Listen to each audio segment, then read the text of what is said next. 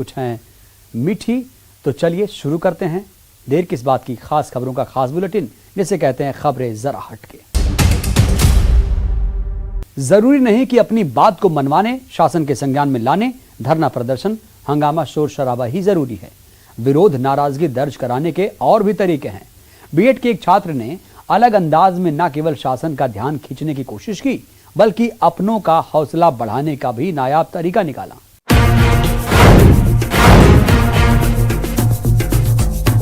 ये है नंदकिशोर वर्मा।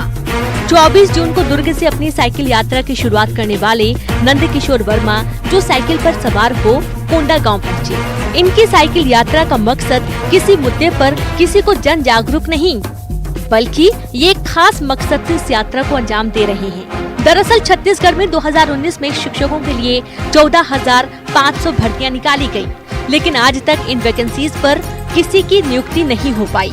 मकसद सरकार को इस बात की याद दिलाना कि 14,000 शिक्षाकर्मी अभी भी बेरोजगार बैठे हैं। इस यात्रा का मुख्य उद्देश्य जो रहेगा वो ये है कि जो मार्च 2019 में जो भर्तियां निकली थी 14,580, उसी के लिए इसमें 1458 किलोमीटर की दूरी को कवर किया जाएगा। और इससे जो इस नियुक्ति में जितने भी अभ्यर्थी हैं, कुल 14,580 अभ्यर्थी, उनका उद्देश्य है कि इससे उनका जो संघर्ष है उसके मनोबल को बढ़ावा मिले। और अगर इस यात्रा से मेरी आवाज़ सरकार तक पहुंचती है तो इस नियुक्ति प्रक्रिया में गति आए और कुछ पॉजिटिव संकेत देखने को मिले। बीएड के छात्र नंदकिशोर ने समझिए कि साइकिल यात्रा की लंबाई उन्होंने कैसे तय की। तो शिक्षकों के लिए जितनी वैकेंसी निकाली गई, उतने किलोमीटर की यात्रा पर निकल पड़े नंदकिशोर। उधर नियुक्ति के इंतजार में बैठे शिक्षाकर्मी नेमचंद साहू कहते हैं कि सरकार ने नियुक्ति पत्र तो दे दिया, लेकिन एक क्लॉज भी जोड़ दिया है, जिसमें लिख दिया गया स्कूल खुलने पर ज्वाइनिंग होगी। जबकि बहुत से स्कूलों में संविदा पर भर्तियां हो रही हैं। उन्हें आस है कि शायद ये साइकिल यात्रा सरकार का ध्यान उनकी ओर खींच पाए।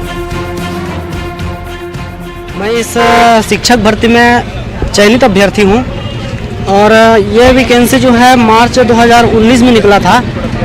जनवरी में वेरिफिकेशन करवाया गया 2020 में, है ना। वो दूसरा वेरिफिकेशन था। पहले 2019 में नवंबर में वेरिफिकेशन हो चुकी थी, लेकिन सरकार जो है कोरोना है ऐसा करके फिर से डबल वेरिफिकेशन करवा लिया। उसके बाद भी हमें एक नियुक्ति पत्र तो देने की बात कही, जिसमें लिख दिया गया कि स्कूल खुलने के बाद आपकी ज्वाइनिंग होगी। अब सरकार जो है एक तरफ स्कूल खोल रही है और दूसरे तरफ हम लोगों को नियुक्ति देने से कतरा रही है। और सेम प्रोसेस में स्वामी आत्मानंद स्कूल चल रही है, वहाँ पर शिक्षकों की नियुक्ति संविदा रूप में हो चुकी है, उन लोगों का सैलरी स्टार्ट हो गया, लेकिन अब तक हमारी जो नियमित भर्ती है 14,580 पदों पर, उसको पूरा नहीं किया गया। अब इनकी चिंताओं, परेशानियों पर शासन कितना संज्ञान लेगा, ये तो खैर समय के साथ साफ होगा। लेकिन नंदकिशोर वर्मा की ये कोशिश अपनों का हौसला बढ़ाने वाली जरूर है। कोंडागांव से विवेक श्रीवास्तव के साथ bureau report, news 18, Madhya Pradesh, Chhattisgarh. सास बहू के बीच लड़ाई झगड़े, नोक झोंक के किस्से तो आपने बहुत देखे होंगे, लेकिन बहुओं द्वारा सास के मरने के बाद भी उन्हें देवी की तरह पूजने के किस्से कम ही देखने सुनने को मिलते हैं। खैर, आपको ले चलते हैं बिलासपुर और मिलवाते हैं एक ऐसे ही संयुक्त परिवार से जहां सास और बहुओं के बीच अटूट प्रेम है।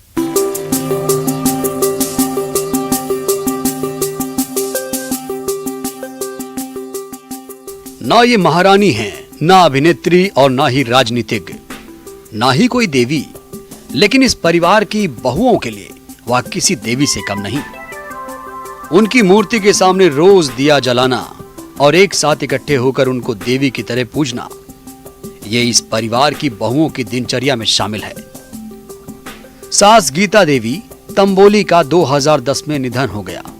इस परिवार में सास बहू के बीच रिश्ता ही कुछ ऐसा रहा कि मरणोपरांत उनकी याद में बहुओं ने उनकी मूर्ति बनवाकर घर में स्थापित की और उसे सोने के आभूषण से सजाकर रोजाना उनकी पूजा करती हैं।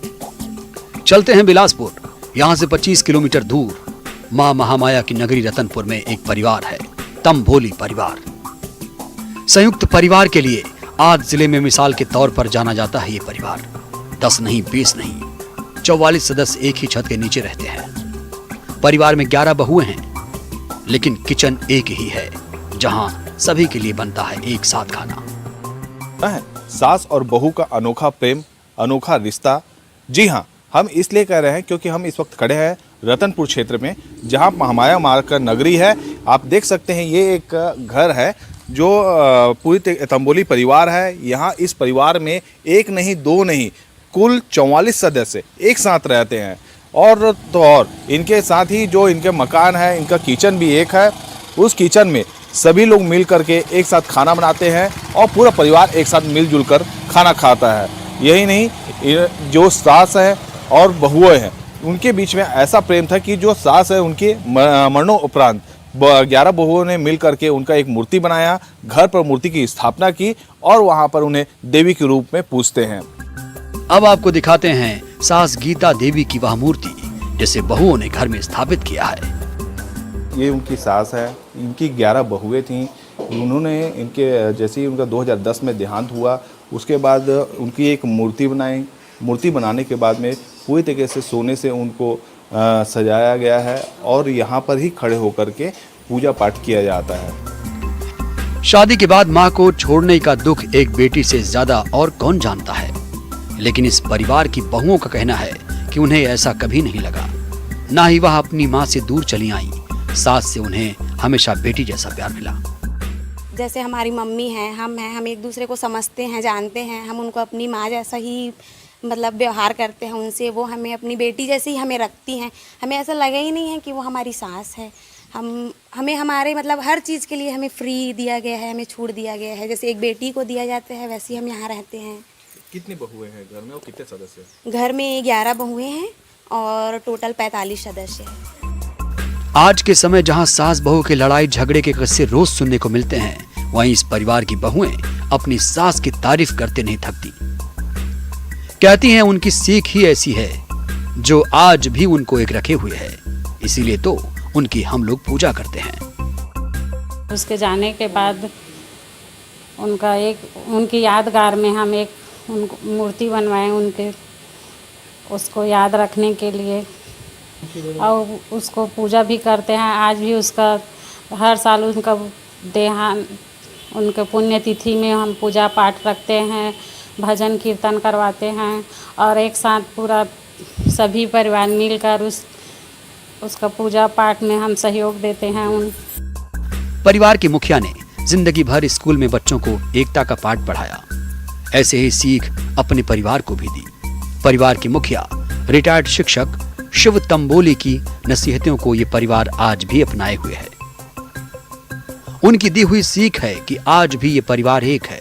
रतनपुर में उनके नाम शिव से ही एक नहीं कई दुकानें हैं जिन्हें आज परिवार के लोग चलाते हैं। ये जो है हमारे हैं ना, वो हमारे सबसे आदरणीय हैं। उनका बात हम लोग कभी काटते नहीं। वो जो बोल दिया वही होना है ना। और वो सबसे पहले हमारा पान दुकान खुला, वहाँ पे पुराना बस स्टैंड था। जब पान दुकान खुला, पान दुकान के नाम हम लोग, जब भैया जो थे छोटा था तो बाबूजी उनके नाम से सीव करके पान दुकान चालू कर दी। उसके बाद से जैसे जैसे अपना धीरे धीरे बढ़ता गया, जो भी मैंने दुकान डाले, हम लोग साबुन का काम जैसे किए तो सब फिर वही नाम से चालू कर दिए।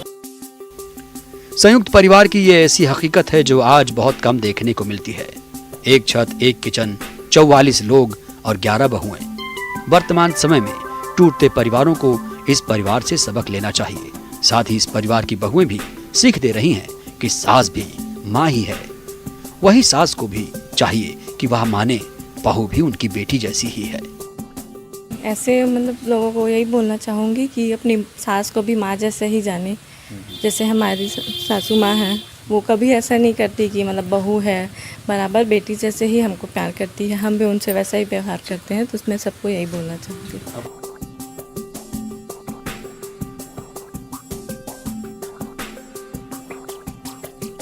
बिलासपुर से पंकज गुप्ते के साथ ब्यूरो रिपोर्ट, न्यूज़ 18। कर्ज का नाम सुनते ही लोगों के दिमाग में बैंक, फाइनेंस कंपनी और साहूकार जैसी तस्वीरें सामने आ जाती हैं। लेकिन मध्य प्रदेश में एक ऐसा गांव है जहां लोग कर्ज लेने यहां नहीं बल्कि सीधे पहुंचते हैं गांव के मंदिर में, जहां भगवान खुद ग्रामीणों को कर्ज बांटते हैं और हर साल होता है यहां कर्जदारों का पूरा हिसाब किताब। देखिए उस गांव की खास तस्वीर। इस गांव में भगवान बांटते हैं कर्ज, वायुपुत्र निभाते हैं फाइनेंसर का फर्ज। दशकों से चली आ रही है परंपरा, मारुति नंदन करते हैं भक्तों का हर काम पूरा। ये तस्वीर है रतलाम के बिबडौद गांव की, जहां भगवान हनुमान खुद अपने भक्तों को कर्ज बांटते हैं। 2000 की आबादी वाले इस गांव में भगवान खुद यहां भक्तों के फाइनेंसर के रूप में मौजूद हैं। जिला मुख्यालय से 7 किलोमीटर दूर इस गांव में ऐसा कोई भी घर नहीं जो राम भक्त बजरंगबली का कर्जदार न हो। कलयुग में साक्षात विराजमान भगवान हनुमान के इस बैंक की शुरुआत 35 साल पहले उस समय हुई थी जब महाशिवरात्रि के समय ग्रामीणों ने 5 दिनों का महायज्ञ आयोजित किया था। महायज्ञ तो 50 साल से आयोजित किया जाता था, लेकिन उस साल चंदे के रूप में जो अतिरिक्त राशि जमा हुई वो गांव के ही जरूरतमंद लोगों को कर्ज के रूप में दी जाने लगी। तब से ये परंपरा बदस्तूर जारी है। कर्ज तो सर करीब करीब पूरा गांव ने ले रखा है। संपन्न परिवार हो चाहे मध्यम परिवार हो, सभी ने कर्ज ले रखा है।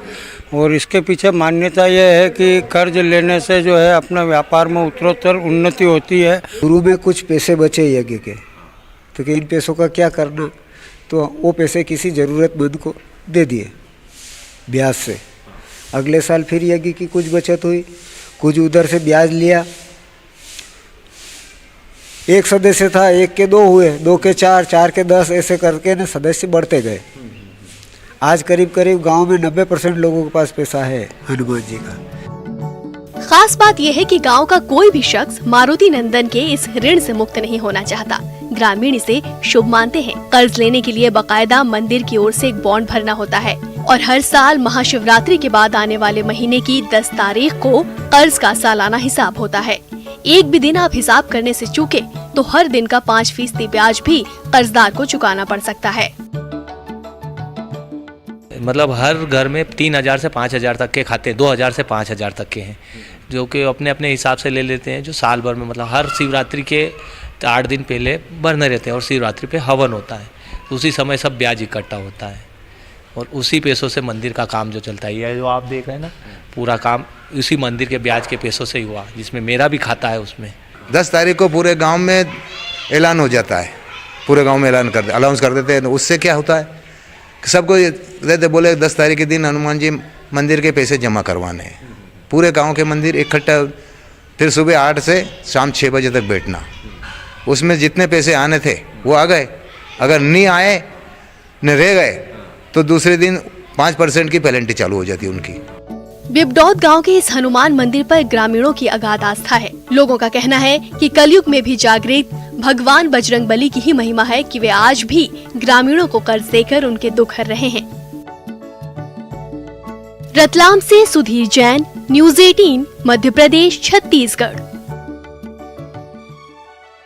खबरें जरा हटके में वक्त हो चला है एक छोटे से ब्रेक का। धार में बारिश ना होना लोगों की चिंता का सबब बन गया। अब इंद्रदेव को खुश करने के लिए टोटके का सहारा लिया जा रहा है। जीवित व्यक्ति की शव यात्रा निकाली जा रही है। देखिए एक खास रिपोर्ट। एमपी में मानसून की आमद हो चुकी है। प्रदेश के ज्यादातर हिस्सों को बारिश भिगो रही है, लेकिन धार वासियों को इंतजार है इंद्रदेव के प्रसन्न होने का।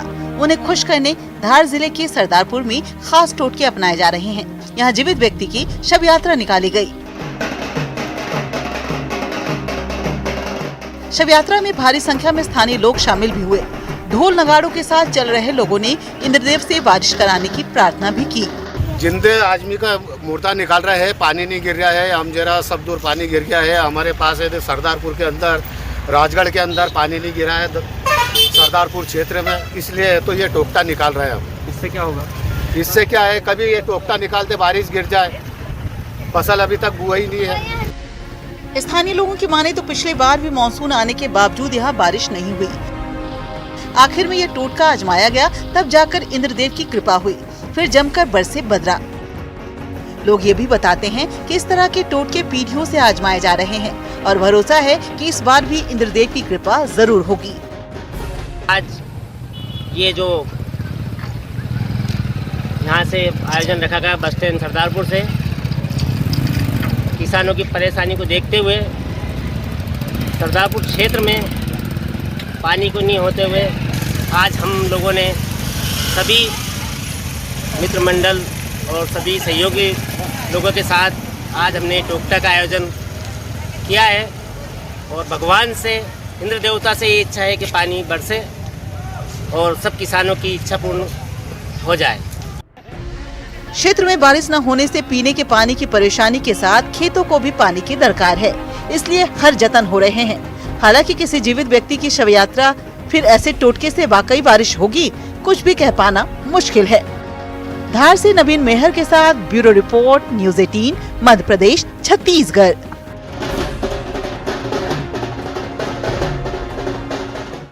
अब आपको मिलवाते हैं ट्री मैन से, जिन्होंने एक लंबी सड़क के दोनों ओर अपनी कड़ी मेहनत से हरियाली विकसित कर दी है। सालों की मेहनत से पौधों की तब तक देखभाल की जब तक वो पेड़ में तब्दील नहीं हो गए। ये ट्री मैन आज भी नए पौधे लगाकर उनकी देखभाल करने में पीछे नहीं रहते। रिपोर्ट देखिए।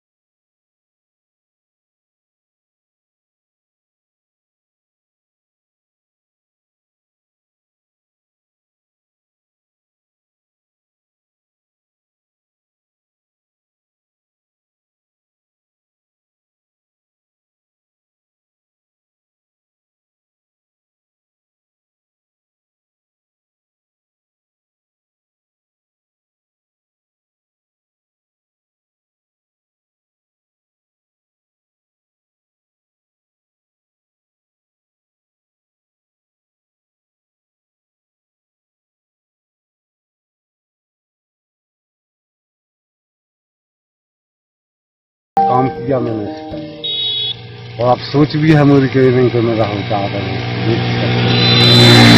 40 साल मैंने से खड़े कर दिया। सिर से पानी धो और खुदे के झिरियाँ और जरवा सिराई से ले आए। और अब भी सोचा तुम्हें कि और वृक्ष लगावो चाहते हैं। 1 एकड़ जगह है मेरे लगा तो वहाँ भी मैं लगावो सोच कर। कितने साल हो गए दादा इनको लगा? 40 साल हो गए साहब पूरी लगा। कैसे पाला है आपने इनको? पाला मैंने पानी से पाला। लगा जब जी गड्ढा किया फिर माटी साजी उनमें डाली गड्ढा में वो लगाए और बेड़े उनके लाने और सिर से पानी ले आए फिर पानी डाले। 8 दिन में 2 बार पानी लाओ जब भी जीवित कर पाए। इसमें किसी की मदद थी क्या? मदद तो शासन ही देते रही है 2-250 को महीना। कौन बड़ा भारी मिलू है। देख रेख में हुई है? देख रेख में तो हम रात दिन रहे हैं, कोई जो जुटी रहा। कितना पैसा मिलता था शासन से आपको महीने में?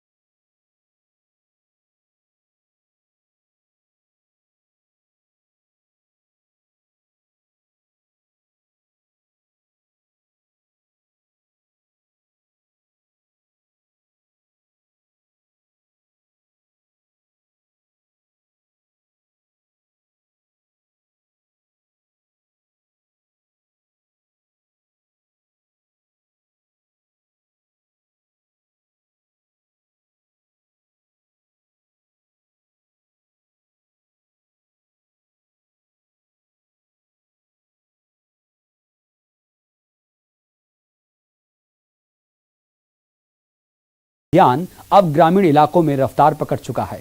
छतरपुर जिले से आई खबर तो यही कहती है। जिले के 2 गांव 100% वैक्सीनेट हो चुके हैं, यानी अफवाहों को दरकिनार कर रानीपुर और मडूरी के सभी लोगों ने वैक्सीन लगवा ली है।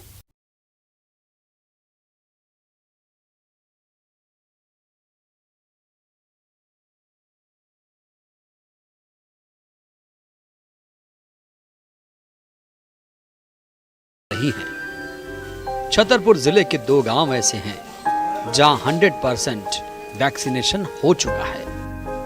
ये 2 गांव हैं रानीपुर और मडोरी। तमाम अफवाहों के बीच गांव के लोगों ने 100% वैक्सीनेशन कराकर अपने गांव का नाम तो रोशन किया ही, साथ ही प्रेरणा उन लोगों के लिए भी जिन्होंने अभी कोरोना टीका नहीं लगवाया।